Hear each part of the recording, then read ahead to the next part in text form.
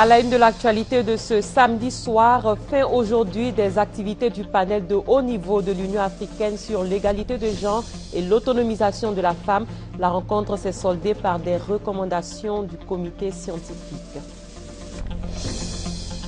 Processus de désarmement, de démobilisation et de réintégration. La DDR et l'état-major des armées a procédé aujourd'hui au marquage des armes. L'opération s'est déroulée à la base navale de Lokodjourou. Naufrage d'un navire transportant des migrants au large de Lampedusa où plus de 100 personnes ont trouvé la mort. La recherche de corps reste suspendue.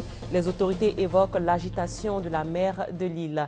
Il est 23 h, c'est votre journal sur RTI 1. Bienvenue à tous. Audience aujourd'hui à la primature. Le Premier ministre Daniel Cablon-Duncan s'est entretenu avec Daniel Joanneau de la Cour des comptes de Paris. Haydon Warren Gash, ancien ambassadeur de Grande-Bretagne en Côte d'Ivoire, et une délégation venue de Corée du Sud. Le point des sujets abordés avec Hugues Hervé-Blé. Le Premier ministre et son hôte, Daniel Joanneau, ambassadeur conseiller maître en service extraordinaire à la Cour des comptes de Paris, ont parlé de l'organisation du protocole d'État en Côte d'Ivoire. Le protocole étant celui qui permet aux hautes autorités de l'État de remplir leur mission de la façon la plus efficace. Des idées ont été émises au cours de cette audience pour son organisation de façon rationnelle. Au cours de la seconde audience, l'ancien ambassadeur de Grande-Bretagne en Côte d'Ivoire, Haydon Warren Gash, a invité le Premier ministre à participer en Angleterre à un forum économique. Programmé pour cette fin de mois d'octobre, il vise à promouvoir les échanges commerciaux entre la Côte d'Ivoire et la Grande-Bretagne. La dernière personnalité reçue en audience par le Premier ministre à cette fin de semaine est le vice-président du groupe Colon. Chang Oshin a présenté au Premier ministre les projets du groupe Colon pour la Côte d'Ivoire. Lors de cette rencontre, ils ont évoqué l'intérêt très ferme du groupe Colon de participer dans l'établissement d'une usine pharmaceutique en Côte d'Ivoire. Le deuxième point concerne une société de leasing en partenariat avec une institution de développement qui est sur le point d'aboutir. Et le troisième point, c'est de développer un programme agricole en Côte d'Ivoire. Les projets du groupe Colon en Côte d'Ivoire, groupe coréen, pourraient s'étendre prochainement au traitement de l'eau et à l'énergie, a annoncé son vice-président. Le Premier ministre a donc reçu le représentant du groupe Colon. Les États africains sont appelés à plus d'engagement dans la prise en compte des préoccupations des femmes dans leur politique de développement. Ce message a été lancé par la ministre de la Solidarité, de la Famille, de la Femme et de l'Enfant, Mme Anne Désiré Ouloto, à l'occasion de la cérémonie de clôture d'un panel de haut niveau de l'Union africaine. Le conclave ouvert le 2 octobre a planché sur l'égalité du genre et l'autonomisation des femmes en Afrique. Il a pris fin par des recommandations du comité scientifique. Gabriel Zani. Les femmes travaillent beaucoup en Afrique pour plus d'équité, d'autonomie, mais elles n'y arrivent pas. Où ça coince? Le comité scientifique du premier panel sur l'égalité de genre tenu à Abidjan a fait des recommandations consignées dans un document appelé Déclaration d'Abidjan. Que les conclusions de ce panel de haut niveau sur l'égalité du genre soient intégrées dans la position commune africaine, dont les questions suivantes: la budgétisation basée sur le genre, la participation effective de la femme dans le processus de prise de décisions politiques, économiques et sociales. Le combat pour la promotion de genre et l'autonomisation de la femme en Afrique continue. C'est donc une affaire à suivre par les femmes pour que les recommandations se concrétisent, car des disparités persistent encore en Afrique. Le salaire des femmes se situe entre 23 et 75% du salaire des hommes. On fait beaucoup de réunions, beaucoup de forums, on prend des résolutions, on fait des recommandations, mais la mise en œuvre, au niveau de la mise en œuvre, ça coince toujours. Parce que on dit qu'il faut sensibiliser, mais ça ne se fait pas en général, ou ça se fait vraiment trop peu. Les résolutions doivent être véritablement appliquées. Si elles doivent être appliquées, je pense que le panel aura été meilleur. Sinon, ce serait inutile. Tout n'est pas fini. Selon le ministre ivoirien de la Solidarité, l'heure des actions vient de sonner avec ce panel. Votre engagement commun montre bien que l'espoir est permis. En ce qui concerne la question de l'égalité de genre et l'autonomisation économique de la femme dans le contexte de l'agenda post-2015, nous pouvons affirmer sans embâche que l'objectif fixé au panel est atteint. En effet, il a constitué un cadre de réflexion particulièrement riche à l'analyse des questions de genre, des questions de paix et de sécurité, d'autonomisation économique des femmes et de gouvernance ont également été abordées sous des aspects très pragmatiques. La déclaration d'Abidjan demande que les normes sociales africaines soient réformées. Elle suggère aussi aux États membres de l'Union africaine d'assurer la protection des femmes, des filles et des enfants contre toute forme de violence dans un continent qui peine à trouver la sécurité. Les artisans ferrailleurs de Côte d'Ivoire se constituent en fédération. Ils entendent ainsi s'organiser et devenir plus professionnels, mais aussi être en mesure de défendre leurs droits. Le nouveau bureau des artisans ferrailleurs a été installé aujourd'hui par le ministre de tutelle, Mamadou Kwasi. C'est en 1956 que l'activité de vente de la ferraille a démarré en Côte d'Ivoire. 57 ans plus tard, le secteur a du mal à décoller face aux nombreuses difficultés. Aujourd'hui, il s'agit pour les acteurs de ce secteur de fédérer leurs efforts afin de sortir de l'informel. Pour réussir ce pari, une fédération a été mise en place. On nous identifie par les petits voleurs. C'est-à-dire quand on parle des ferrailles, on pense que la ferraille, c'est les voleurs. On n'a rien à voir avec ça. Nous sommes des personnes sérieuses. Nous sommes aussi des opérateurs économiques comme les transporteurs, comme les commerçants. Leur initiative est saluée par le gouvernement. Pour les ministres en charge de l'artisanat et de la sécurité, ce secteur représente une marge importante pour l'économie nationale. Il les exhorte à s'unir afin de bénéficier du soutien de l'État de Côte d'Ivoire. C'est effectivement par la force de votre union que vous pourrez démontrer à l'État votre contribution réelle au développement de l'économie nationale. Vous constituez donc un maillon essentiel de l'économie nationale. Une puissante force qui est aujourd'hui en mesure de contribuer valablement à nos réflexions et agir dans le cadre de la stratégie du ministère à l'égard des artisans. Dans tous les grands pays, des gens ont commencé dans la ferraille et ils sont devenus des grands industriels. Il faut vous prendre au sérieux. Quel que soit le métier que vous choisissez, il faut le faire très bien. Quand le président parle de l'émergence, il pense aussi aux ferrailleurs.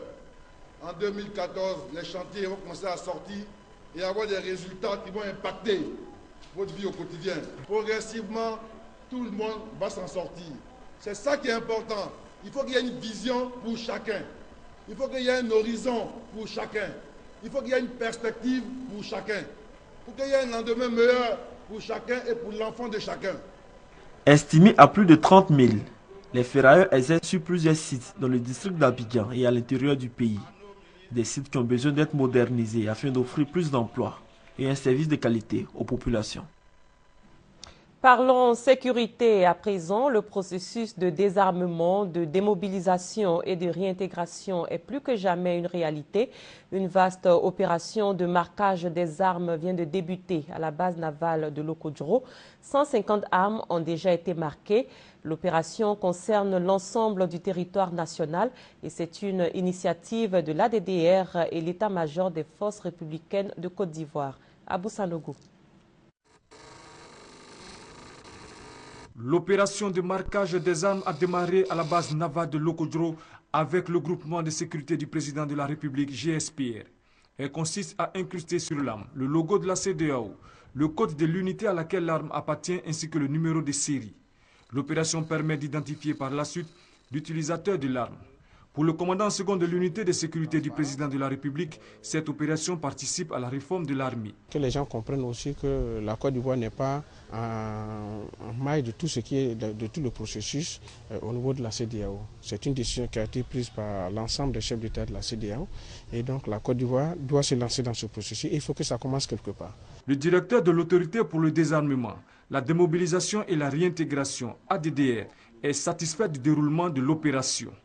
Et c'est un processus que nous souhaitons pouvoir faire sur l'ensemble du territoire pour que désormais l'État de Côte d'Ivoire puisse savoir combien d'armes il dispose, où ces armes sont localisées et ensuite quelles sont les unités utilisatrices de ces armes.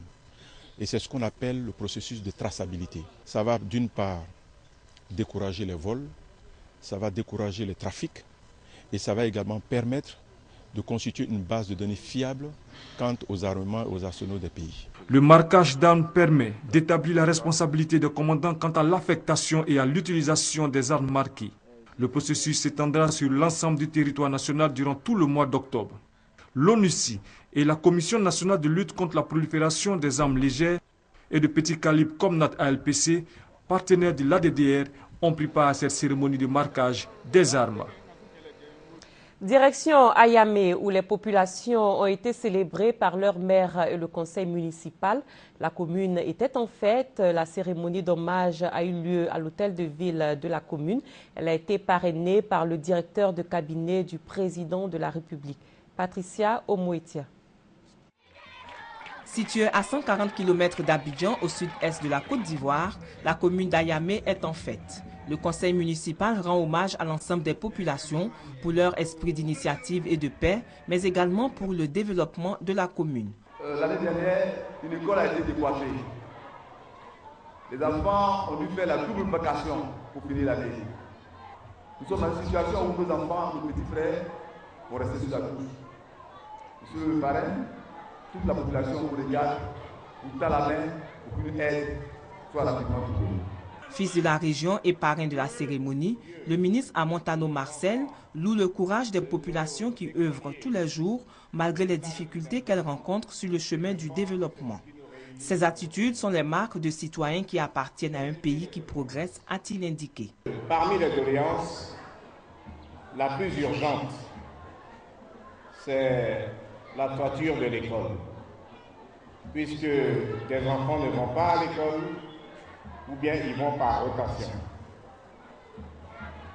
Alors le président de la République m'a autorisé à prendre des engagements fermes. L'engagement que nous prenons, c'est que dès ce mois d'octobre, les travaux de couverture de l'école démarreront.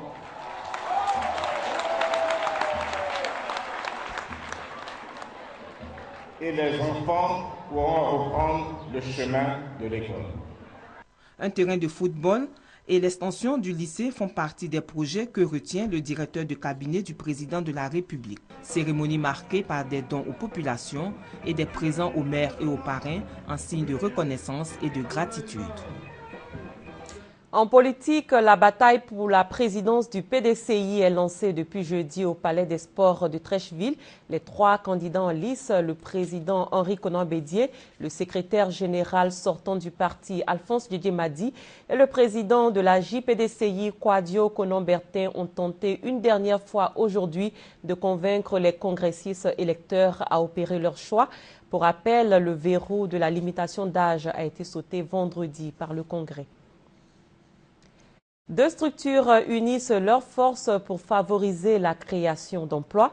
L'Institut national polytechnique Houphouët-Boigny de Yamoussoukro a signé un partenariat avec une entreprise privée spécialisée dans le transport ferroviaire de personnes et de marchandises. Un partenariat gagnant-gagnant puisque l'entreprise s'engage à offrir de l'emploi aux étudiants de l'INPHB qui va en retour renforcer les capacités professionnelles des cheminots de la compagnie. Marie-Laure Ngoran. L'INPHB élargit son champ de partenariat. Après le Conservatoire national des arts et métiers de Paris, l'Institut national polytechnique Félix Houphouët-Boigny de Yamoussoukro signe avec la Citarail, société de transport ferroviaire de personnes et de marchandises. Compte tenu de la convention, renforcer les capacités professionnelles des cheminots, offrir aux étudiants de l'INPHB des opportunités d'intégration professionnelle. Des étudiants mieux formés qui répondent aux attentes des entreprises, aux besoins du marché de l'emploi. La direction générale de l'INPHB mise donc sur la qualité de l'enseignement pour accroître davantage sa notoriété au plan national et international. Faire de l'INPHB un creuset majeur pour soutenir le développement technologique de la Côte d'Ivoire et de la région africaine, c'est le défi de la direction générale de l'Institut. La Fondation Naturex, au chevet des élèves dans la sous-préfecture d'Alépé, elle vient d'offrir 3 salles de classe et des tables bancs à l'école primaire publique d'Engakron. Ce don est estimé à 6 millions de francs CFA. On en parle avec Thérèse Tapé-Yoboué. Ngrakon est un village de la sous-préfecture d'Alépé. La population de ce village viennent de recevoir dans la joie les clés d'un bâtiment de 3 classes réhabilité. Ce don a été fait par une fondation de la place à la demande de l'association des femmes travaillant dans une structure qui exploite les produits secondaires forestiers. Outre la réhabilitation des salles de classe qui apportent un baume au cœur des élèves et de leurs maîtres, des tables bancs ont été offerts à l'école. Les populations, les écoliers, les maîtres ont exprimé leur gratitude à la fondation donatrice pour ce geste qui permettra aux écoliers de Ngrakon 2 de travailler dans de meilleures conditions. Et nous allons à Dembokro où le conseil régional a échangé avec les populations de cette localité. Et ensemble, les deux parties ont débattu des voies et moyens en vue de redémarrer les activités économiques dans la ville. Nous restons avec Thérèse Tapé-Yoboué. La ville de Dimokro n'a plus un vrai grand marché suite à l'incendie qui a ravagé une bonne partie du marché. Le conseil régional qui vient de rencontrer la population met donc la reconstruction d'un nouveau marché au nombre de ses préoccupations. Également, la réhabilitation des pistes villageoises, l'adduction en eau potable, l'électrification des villages. Pour la réalisation de ces projets, le conseil régional vient de se doter d'un budget primitif qui s'équilibre en recettes et en dépenses à plus de 2,5 milliards de francs CFA. Le préfet de région et tout le corps préfectoral, les élus cadres et chefs traditionnels ont assisté à la rencontre.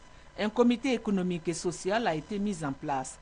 Ce comité a pour objectif le suivi et la réalisation des projets initiés par le conseil régional. Le président du conseil général, Nguessan Bernard, a noté que malgré la situation difficile du moment, le gouvernement, sous l'impulsion du président de la République, est au travail. Tout le pays est en chantier et les conseils régionaux doivent s'inscrire dans cette dynamique du développement. Il est en visite de travail en Côte d'Ivoire après les ministères des domaines de sa compétence. Le directeur général de l'Organisation islamique pour l'éducation, les sciences et la culture a rencontré hier la communauté musulmane. Dr Abdulaziz Osman a au cours de cette rencontre signé avec le Conseil supérieur des imams un protocole d'accord. Il va contribuer à la formation des guides religieux. Léon Brou. Lutter contre les courants déviationnistes pour un islam encore plus au service des peuples. Objet du présent accord entre le Conseil supérieur des imams, en abrégé COSIM, et l'Organisation islamique pour l'éducation, les sciences et la culture. L'ISESCO s'engage dans la formation des guides religieux, imams et prédicateurs. À travers ce protocole d'accord, nous allons collaborer avec cet institut dans la formation des imams.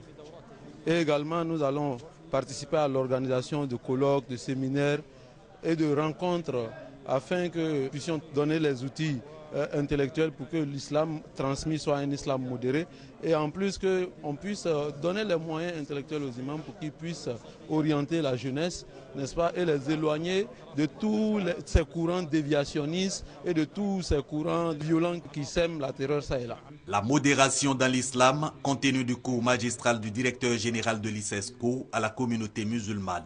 Dr Abdulaziz Osman explique que vaincre l'ignorance, vecteur de toute déviation, passe par le savoir, notamment la connaissance du Saint-Coran. Une raison pour lui et son organisation de privilégier la formation. Son avis est partagé par le COSIM. Je pense que ça permettra également d'ouvrir les yeux sur les moyens de communication pour que nos imams soient à la hauteur des défis de notre temps.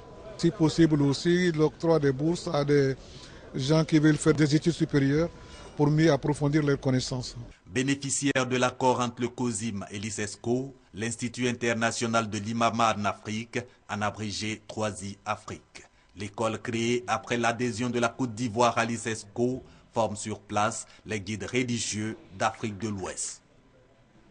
Le Salon international du livre d'Abidjan va se tenir en novembre prochain. Et pour en parler, une conférence de presse a été organisée jeudi dernier. Le SILA a pour objectif de faire de la capitale économique ivoirienne le plus grand carrefour du livre en Afrique. Serge Gangomé, Gabriel Zani.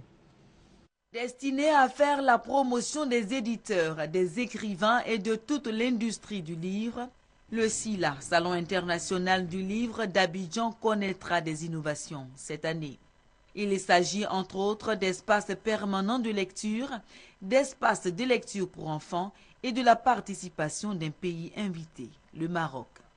L'objectif principal est de faire d'Abidjan le plus grand carrefour du livre en Afrique. Le livre fait partie des instruments de développement. C'est vrai, c'est un objet culturel, mais c'est en même temps un objet économique. Le livre s'échange, il se vend. Et sur l'espace francophone de l'Afrique, il manque un grand rendez-vous du livre.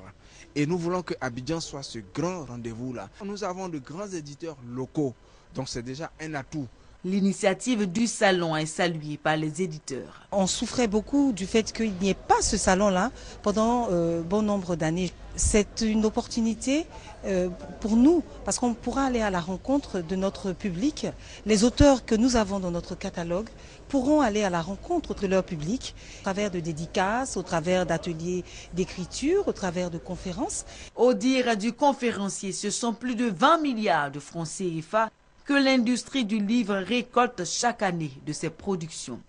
Elle emploie plus de 1500 travailleurs. Le Salon international du livre d'Abidjan, édition 2013, se tiendra à l'Hôtel Ivoire du 8 au 15 novembre 2013. Privilégier la destination Côte d'Ivoire, c'est l'objectif du gouvernement ivoirien. Au cours d'une rencontre avec les professionnels du secteur et les journalistes, le ministre du Tourisme a mis en avant les atouts de notre pays en la matière, ainsi que les nouvelles dispositions prises par les autorités ivoiriennes.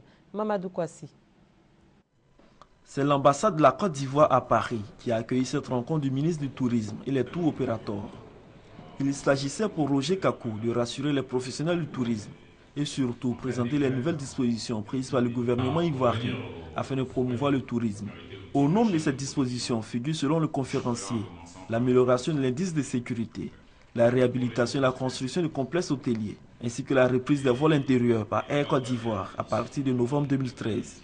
Soutenu par son collègue de l'enseignement supérieur et de la recherche scientifique et par les ambassadeurs de la Côte d'Ivoire en France, en Allemagne et en Russie, le ministre du Tourisme a annoncé la réduction du coût du visa touristique qui passe de 112 000 francs CFA à 35 000 francs CFA. Mieux, le document pourrait être établi à l'aéroport d'Abidjan. Roger Kakou souligne qu'en 2012, ce sont plus de 200 000 touristes qui ont visité la Côte d'Ivoire, essentiellement dans le cadre des affaires. Il faut donc, selon le conférencier, mettre un accent sur l'écotourisme, le tourisme événementiel et les loisirs, afin d'atteindre les 500 000 touristes annuellement. D'ici quelques mois, on verra une amélioration sensible de l'environnement, du secteur du tourisme, de l'offre du secteur du tourisme, et ce sera couplé bien sûr avec un programme de promotion, de distribution, de commercialisation des différents produits que l'on mettra sur le marché pour les visiteurs étrangers et pour les visiteurs locaux, c'est-à-dire le tourisme interne bien évidemment, parce qu'on souhaite ne pas négliger le tourisme interne, qui, lui, est très important, qui participera à la politique de réconciliation. En retour, les participants constitués essentiellement de responsables hôteliers, d'agents de voyage et de promoteurs touristiques se sont dit confiants à reprendre la destination Côte d'Ivoire après les années de crise. Les échanges ont permis à la délégation ivoirienne de présenter officiellement les innovations apportées au CITA 2014, Salon international du tourisme d'Abidjan. Un événement qui a sa 4e édition, qui se tiendra du 4 au 9 février 2014, sous le thème Renaissance du tourisme ivoirien. L'actualité internationale avec l'Égypte, où les frères musulmans occupent à nouveau la rue. Au lendemain de manifestations qui ont fait 4 morts, les partisans de l'ancien président Mohamed Morsi appellent à de nouveaux rassemblements dimanche. Les frères musulmans égyptiens étaient à nouveau vendredi dans les rues du Caire et d'Alexandrie pour réclamer le rétablissement du président Mohamed Morsi, démis par le général Abdel Fattah al-Sisi le 3 juillet dernier. Brandissant la main désormais emblématique de la sanglante répression qui avait mis fin à leur meeting, ainsi que des portraits des victimes, ils affirment qu'ils vont à nouveau manifester ce dimanche et tous les vendredis jusqu'à la fin du coup d'État militaire. Nous allons redescendre dans la rue le 6 octobre pour renverser ce pouvoir militaire. Nous avons été gouvernés par des militaires pendant 60 ans, ça suffit. Nous sommes là pour faire échec au coup d'État et tout ce qu'il a généré comme tyrannie. Le coup qui a confisqué la révolution du 25 janvier et ramené l'ancien régime. Par milliers, ils ont tenté de converger vers la place Tahrir, mais l'armée en avait bloqué tous les accès. Pour repousser ceux qui voulaient pénétrer malgré tout dans le périmètre interdit, la police a tiré en l'air à balles réelles, lancé des gaz lacrymogènes et poursuivi les récalcitrants en voitures blindées. Parallèlement, de violents affrontements ont opposé partisans et opposants au retour de Morsi. Bilan de la journée, 4 morts et une quarantaine de blessés. À Madagascar, le calme est revenu après le lynchage de 3 personnes, dont 2 Européens. Elles ont été brûlées vives par la foule après la découverte du corps d'un garçon de 8 ans sur une plage. 19 suspects ont été arrêtés. Opération de police de grande ampleur ce samedi à Nosy Be. Une vague d'arrestations a été lancée sur l'île malgache 2 jours après le lynchage de 3 personnes, dont un Français et un Franco-Italien. L'heure est à l'identification des suspects. Les gendarmes enquêtent sur les émeutes qui ont suivi l'émasculation et l'assassinat d'un enfant de 8 ans. Trafic d'organes, pratiques pédophiles, la foule en colère semble avoir été motivée par ces 2 accusations portées contre les victimes. Il est tout à fait normal que la population réagisse parce qu'elle a peur que l'affaire soit étouffée vu la puissance financière des étrangers, parce qu'ils mettent tout le temps l'argent en avant pour étouffer toute affaire. Donc là, la réaction de la population n'est pas justifiée, mais c'est une réaction tout à fait normale. Sur les plages de Nosy Be, dans les quartiers touristiques, les appels à l'apaisement se multiplient. Les étrangers n'ont rien à craindre, affirment les représentants de la population. Les Malgaches ne vont pas attaquer n'importe qui. Ils attaquent seulement les gens qui sont dans ce trafic. Ils n'ont pas à chercher à attaquer les étrangers chez eux. Sinon, ça fait longtemps qu'on a tué des Français à Madagascar. Les Français sont bien à Madagascar, donc il n'y a pas à avoir peur d'aller à Madagascar. Les photos du lynchage, les vidéos faites avec des téléphones portables devront confirmer ou infirmer le caractère isolé du drame de Nosy Be. En attendant, un couvre-feu a été décrété pendant la nuit par précaution. Et c'est la fin de cette édition. Merci de votre aimable attention. Excellente fin de soirée sur RTE.